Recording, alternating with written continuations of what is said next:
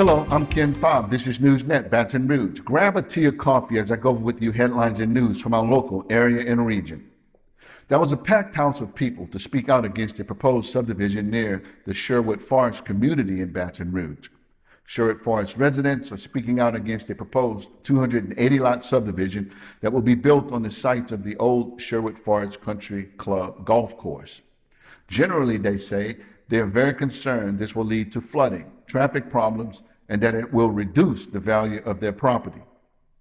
There are more than 200 residents at this public meeting last Thursday at St. Thomas More Catholic Church, but also in attendance was the developer Arthur Lancaster and a civil engineer by the name of Mickey Robertson. The East Baton Rouge Planning Commission is scheduled to vote on the developer's rezoning request on September the 16th.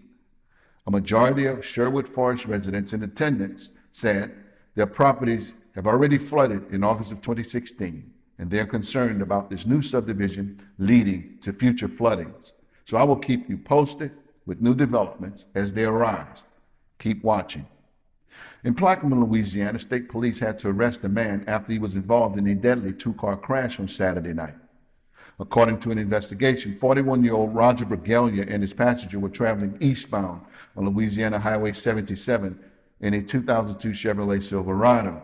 And at the same time, 39-year-old Julia Patterson was traveling westbound in a 2016 Nissan Altima. Police determined that Bergalia crossed the center line into the lane that Patterson was traveling and crashed into Patterson's vehicle head-on. Ms. Patterson was not wearing her seatbelt at the time of the crash. Julia Patterson was pronounced dead at the scene.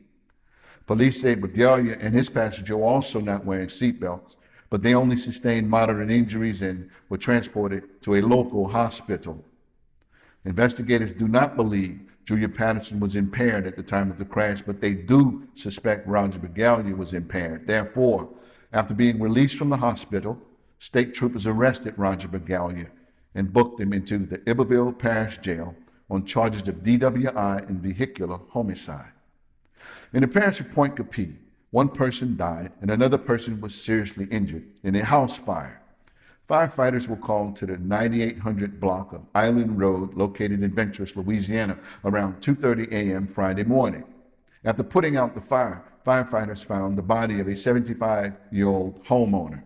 The victim's 49-year-old son was severely injured and taken to a burn unit in Baton Rouge. It is believed he suffered burns to 50% of his body while trying to rescue his father from the home. The cause of this fire remains under investigation, but it is suspected improper smoking practices or candle use may have been contributing factors. Shortly before 1 a.m. on Sunday morning, police were called to the 22200 block of Suter Lane in Zachary. They found a man suffering from gunshot wounds, and the man was transported to a local hospital with life-threatening injuries. East Baton Rouge Parish deputies are now investigating the situation as a possible home invasion. You see, the homeowner told police he heard the dog barking continuously, which led him to his back patio, where he found a naked man standing at his back door. The homeowner says he armed himself with a weapon and gave this man several commands to back up, but the naked man forced himself into his home, at which time the homeowner shot the naked man. I will keep you posted with updates, so stay close. Finally, a federal judge has postponed the execution of a convicted child rapist and murderer that was scheduled to take place later this month. The convict, Jason Reeves, was scheduled by a state district judge to be executed on August the 19th for the 2001 death of a 4-year-old child by the name of Mary Jean Thigpen. Jason Reeves is convicted of stabbing this child and raping her. His execution has been stayed simply because he has filed an appeal in the federal court system, and because now all of his Louisiana state appeals have been exhausted. If and when Reeves is denied relief in federal court in Lake Charles, his case will then go to the 5th U.S. Circuit Court of Appeals in New Orleans.